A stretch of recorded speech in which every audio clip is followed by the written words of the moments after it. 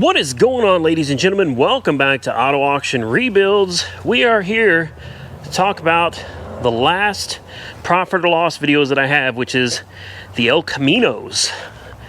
Yeah, the ones that I gave to Santa's workshop. We're going to start by saying hi to the Ford Crown Victoria, the Police Interceptor. I'm still trying to decide what to do with this car. Now, I've talked it over with Nick, because I thought this would be a good one to let him kind of pick some things out on. And he had a great idea. Unfortunately, it's so expensive, I don't know if we can swing it. He wants to do a wrap, a custom wrap. And I'm not going to tell you what it would involve, but I think it would be super sick. He wants loud exhaust, he wants police lights, and he wants a custom wrap. Well, the wrap, I'm sure, is at least $3,000 to $4,000. Let's see if she wants to run today.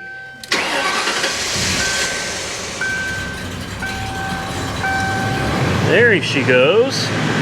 She wasn't super excited about starting today, but ultimately she did. Got the Harley. I've been riding it, guys. I really have. I haven't been riding it much, but she currently has almost 300 miles on the odometer, man. Yep.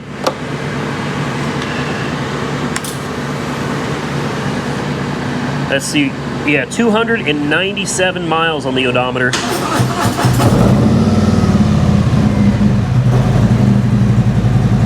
Oh, yeah. Beautiful bike. Beautiful bike. I love that thing. I do. I just don't get to ride it very often anymore. I'm just going to let it run for a little bit, circulate some of that oil. This old girl right here, man, you're going to die when I tell you I'm actually considering selling it. Yeah, I haven't made a decision yet. Jessica would kill me. Nick would kill me. Everybody would kill me for selling this car. But, yeah, let's see if she wants to start. Yeah, fired right up. You still got to tap it to get the gas gauge to come back to life.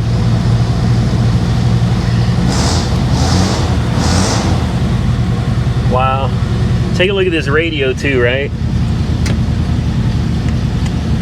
Yep. Oops, she died. She wasn't ready for me to stomp the gas yet, I guess.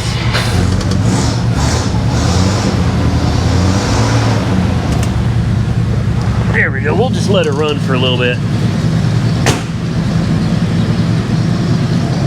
She's a beautiful girl.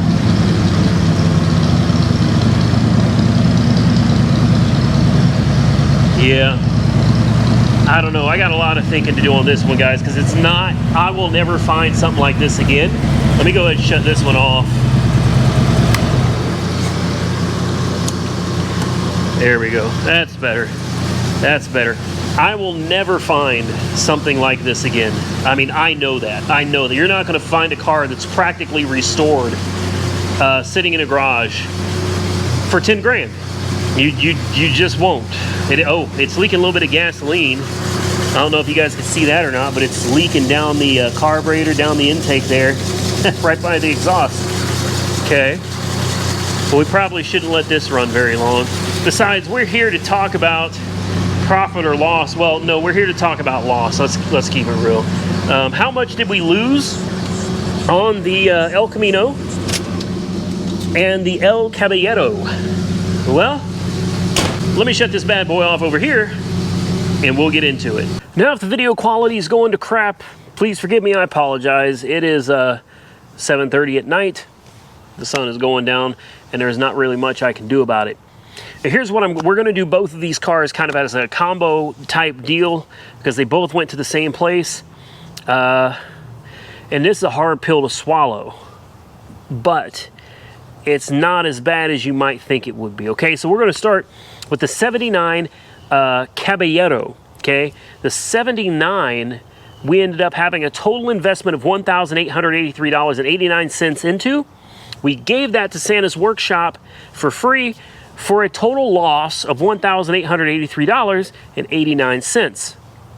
Next, the 1985 El Camino. We had a total invested in that of $2,277.85.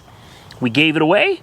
We lost $2,277.85. So total that we lost on these two cars is $4,167.74. Yeah, we lost over $4,000. I had no idea I had that much invested into them. I didn't. Now, we got some videos to go over on the 79 Caballero. We had a video that did 976.77. Another video did 1039.08. Another video did 482.49. Another one did 528.48. And another one did 314.97. Total YouTube revenue from the 79 was $3,341.79. On the 85, we only did 2 videos. Okay? Video number 1 did 1088.06. Video number 2 tanked at $451.06. So total video content revenue from the 85 was $1,569.12. So what happens when you take YouTube revenue of $4,910.91, you subtract that from the loss of $4,167.74, you end up with a profit. That's right, I said a profit. I couldn't believe it either. We made a profit of $743.17. Was it worth it? Never. Not in a million years is it worth it. Are you kidding me? All the work that went into stripping those cars down, tearing them apart. There was a lot went into both of those cars, guys. For $743, no, it's absolutely not worth it.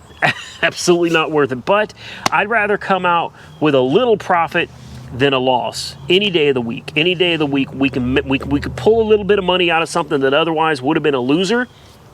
That makes me happy. Now, of course, the car went to a good cause. It went to both of them, I should say, went to a good cause. They all went to Santa's workshop. Those 2 cars are over there where even I don't know what he's doing exactly with them. I just know he's got some big plans for them. And, well, one of them, I should say, is going to turn out to be what I expect to be a monster when he's done with it. I think when he's done with it, it's going to be beautiful. Now, Michael from Santa's Workshop has done a lot to help me and help this channel out.